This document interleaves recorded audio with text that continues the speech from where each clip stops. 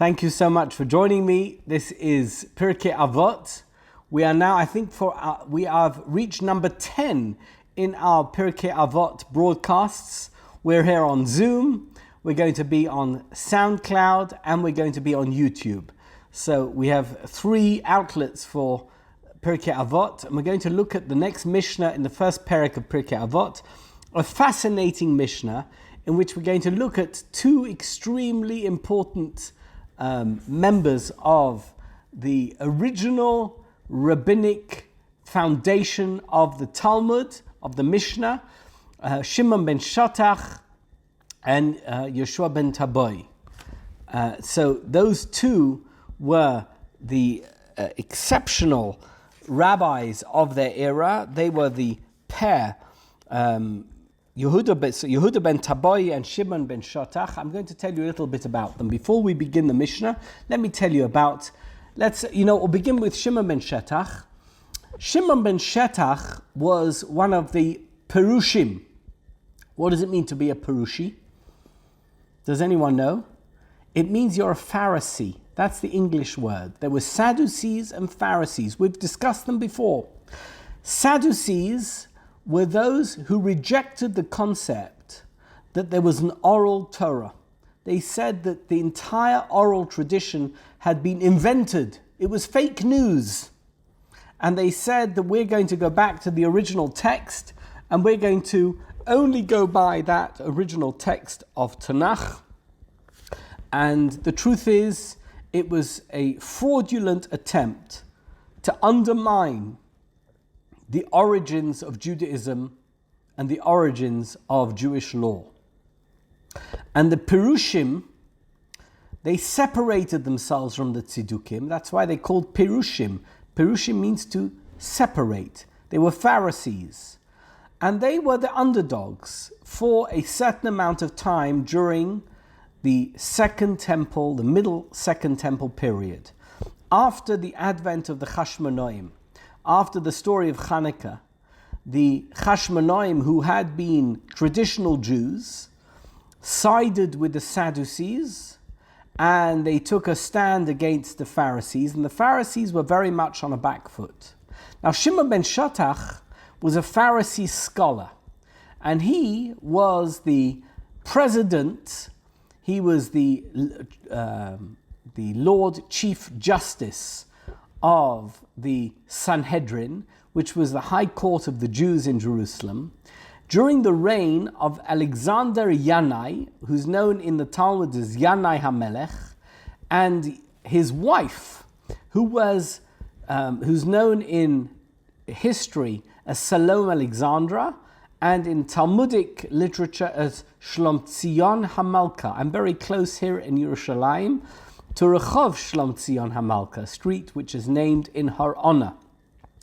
And Alexander Yanai lived around a century before the Common Era, and his wife, they were the king and queen, and when he died, she became the ruler of the Jewish nation in what is known in history terms as Judea. And she had a brother, and her brother was none other than Simeon ben Shetach. But she was politically compromised because she was married to Alexander Yanai, who was not sympathetic to the Perushim. He was himself a Sadducee, he was a Tzeduki. But because his brother-in-law was Simeon ben Shetach, there was a certain ambivalence about him, and as a result, he managed to stay alive, even though Alexander Yanai killed many of the Perushim, the rabbis of the Pharisees. He managed to stay alive. In any event, Simeon ben Shetach lived in Yerushalayim, except when he had to run away to Egypt. And at some point he was warned by his sister that her husband was going to kill all the Pharisees, and he ran away to Alexandria in Egypt, where there was a very large Jewish community, and particularly the Pharisees held sway in Alexandria, and he had a very wonderful life there. But at some point, the Beis Hamikdash was still standing, and there was still a Kohen Gadol, and there was still Avodah in the Beis Hamikdash. There was still officially a Sanhedrin. And at some point, he was called back, and he went with Yehuda ben Tabai, not Yeshua, Yehuda ben Tabai, who they became the Nasi and the Vice Nasi, the president and vice president of the Sanhedrin. Now, Alexander Yanai, as I've already said, was very negative about Pirushim. But he was compelled to change his views because he had certain allegiances and allies who were very fond of Shimon ben Shetach because he was a very wise man. And when the Parthian ambassador came to the court of Alexander Yanai, and they were sitting there, they said, "1 second, didn't you once have a very wise scholar who sat here with you called Shimon?" And he said, "Yes." "Well, where is he? We'd like to speak to him. We want to ask him questions because whenever we ask him questions, he gives us great answers." He's not here. "Well, we'd like to see him."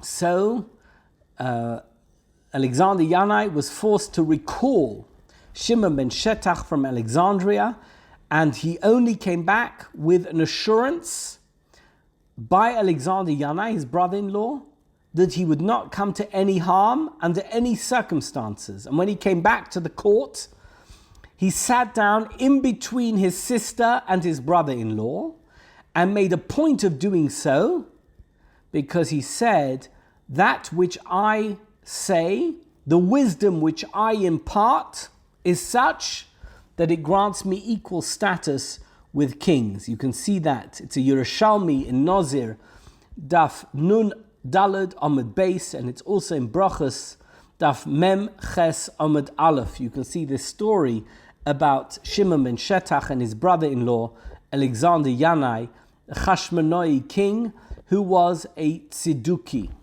In any event, let me tell you a little bit more about Shimon ben Shetach before we actually read the Mishnah. He was an extraordinary man because he realized that with the rise of the Tziddukim, the normative Judaism, what we would describe today as rabbinic Judaism or just as Judaism, was under great threat.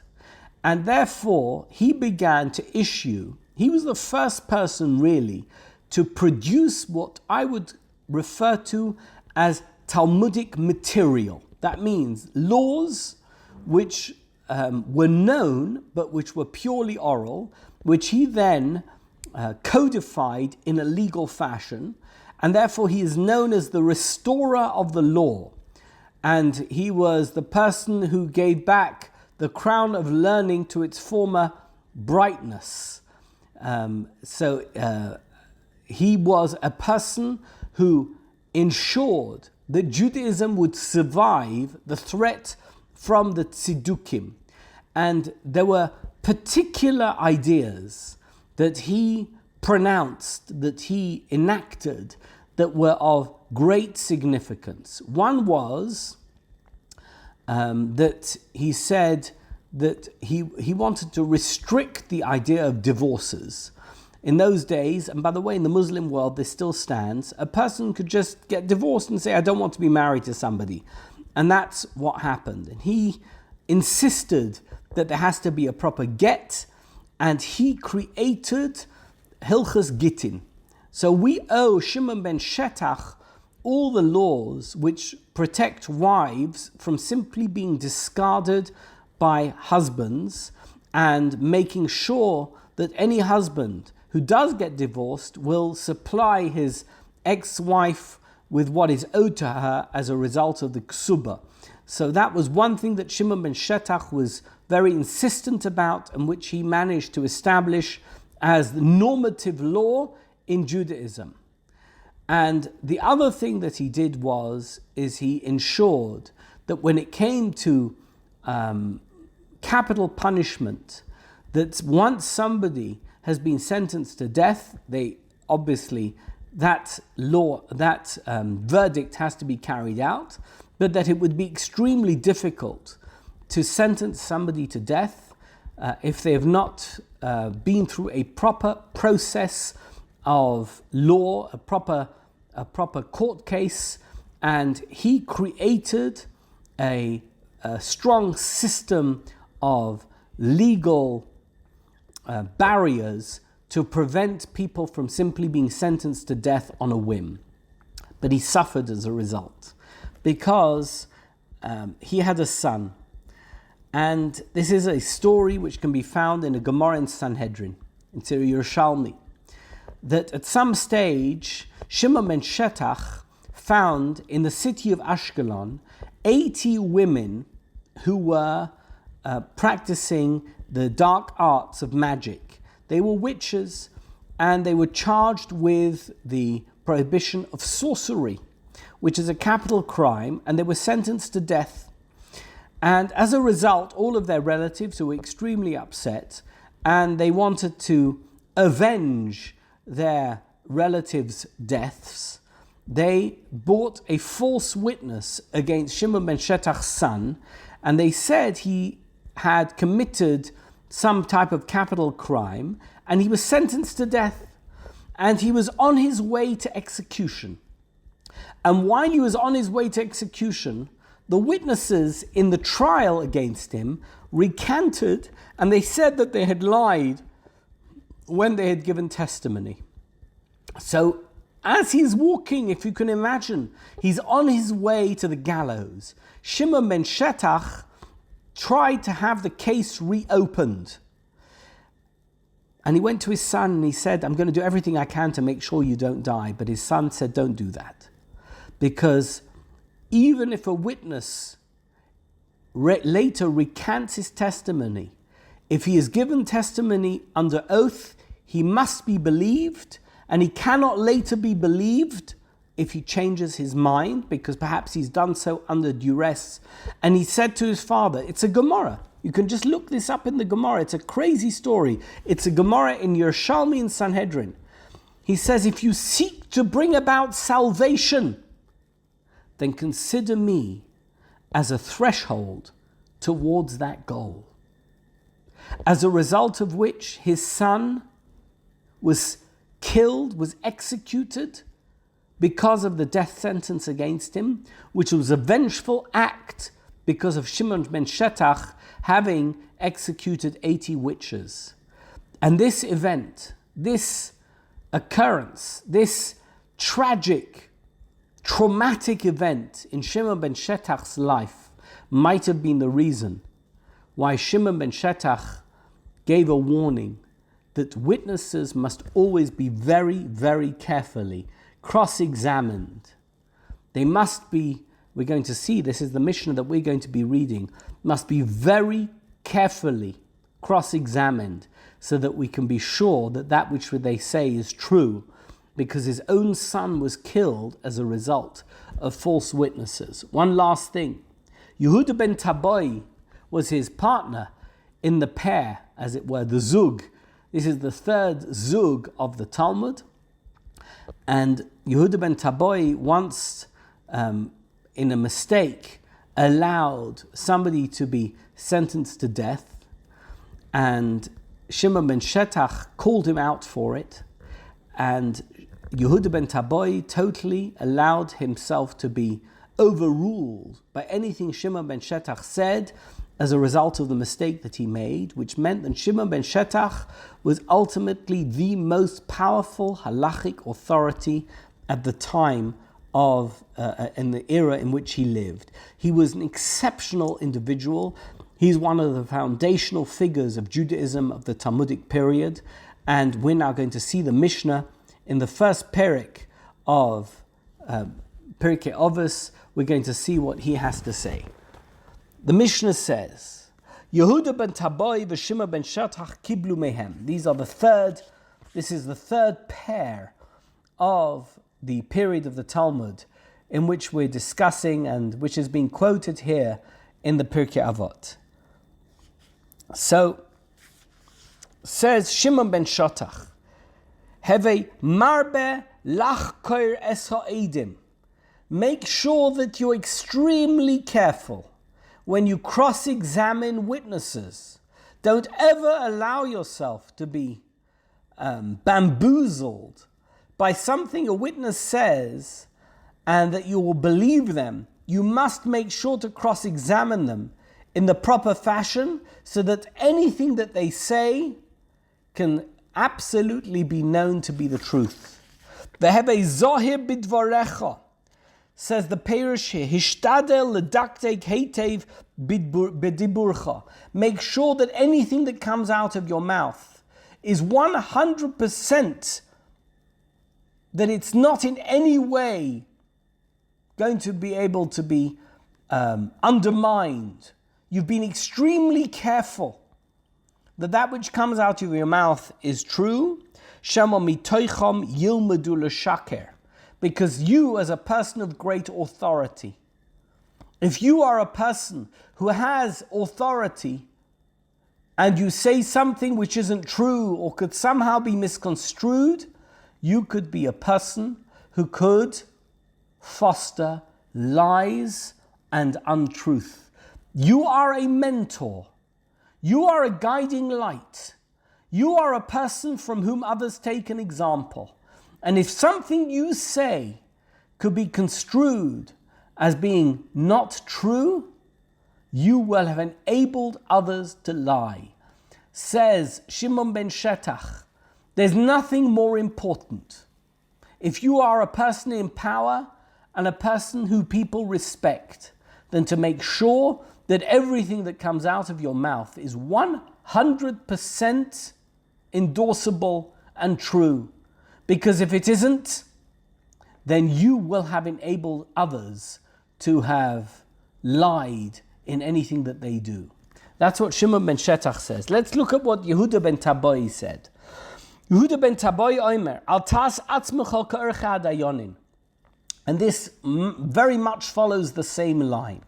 Don't become someone who is a brilliant lawyer. What's a brilliant lawyer? How do we understand a brilliant lawyer? You know what? If you're ever arrested, not you, but somebody is arrested, what is the first thing they must do to ensure that they protect themselves? They can say, I need a lawyer.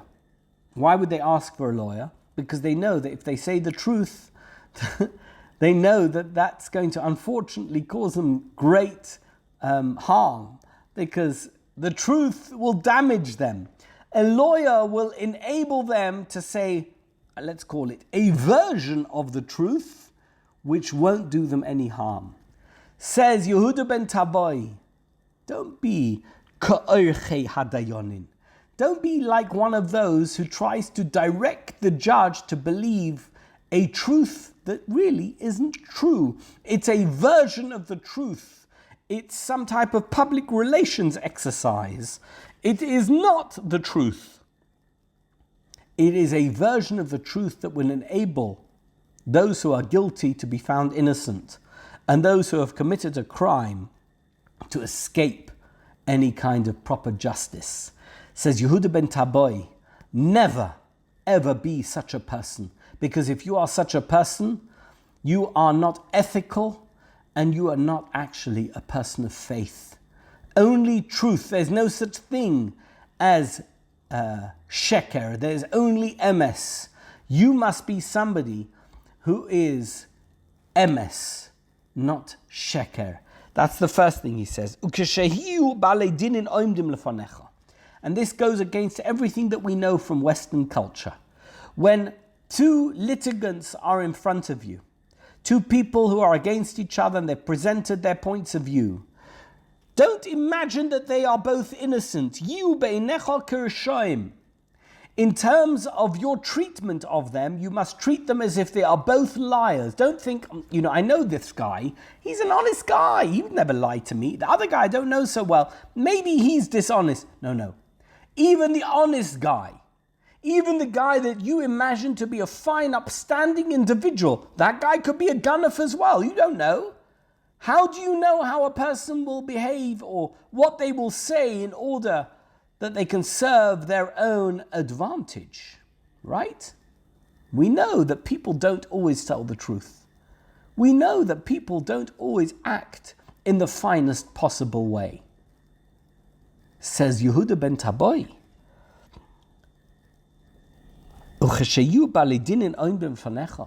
when people are in front of you and they have something to gain from the way that you will judge their case, imagine that they are not the finest people. Look at them, even with all the wonderful attributes that you know they have, and the friendship that you may have with them. In a situation where they are serving their own advantage, treat them like Rishoim. That's in the first instance, right? You've got to understand, there's no such thing as innocent until proven guilty. You are guilty until proven innocent. It's quite a different approach than the one that we're used to from Western culture. Don't imagine that anyone who's in front of you, I have to tell you, as a rabbi, I have many people who come to me with all kinds of stories and situations. I always know that people put forward their best possible foot, as it were, because they want to be seen as being good in the eyes of the rabbi. But the truth is, you've got to look past what people tell you. You've got to examine the evidence and make sure that everything that they tell you holds up, and that what they are saying, that what they are telling you is 100% true. And then, when eventually you have judged the case and you've reached your verdict and you've pronounced your decision as a judge, it doesn't matter if one of them lied to you. By the way, or both of them lied to you. Once you reach your decision and they've accepted it and they've accepted the law, they are 100% zakoin. They are innocent, they are tzaddikim, they are wonderful. Why? Because in the face of the law, they've accepted it with a smile on their face, even if behind that smile there's a grimace. You know, we don't want to be told that we're wrong, but sometimes we're wrong. And when we're told we're wrong and we accept it, we are zakoin. That's what Yehuda ben Tabai said. Once you are proven guilty and you accept it, you become a zakai. You're no longer considered a rasha. You now become a tzaddik. Why? Because the laws of Hashem and your faith in God amounts to the fact, by accepting that which the rabbi has pronounced, that you are a zakai. Because they've accepted the law from you. That, Yehuda ben Tabai says more about a person than anything else. In a situation where they can possibly get the better of somebody else by not being entirely honest with you or others, obviously we need to judge them like a rasha. But in the event that they are told that the law is against them and they accept it, belev shalem, don't treat them like a rasha, treat them like a zakai. They're now just like you and just like everybody else. That's the way the law works. That's human nature. We must accept that human beings, human nature is such that sometimes we do things that are regrettable, but as long as we are willing to accept our mistakes in the face of them, then we are zakoin. We're not rishoim. That was Yehuda ben Tabai and Simeon ben Shetach. And with that, I will end today's little discussion about Pirkei Avot. And until next week and until the next podcast, it's been a pleasure talking to you. Thank you so much for listening.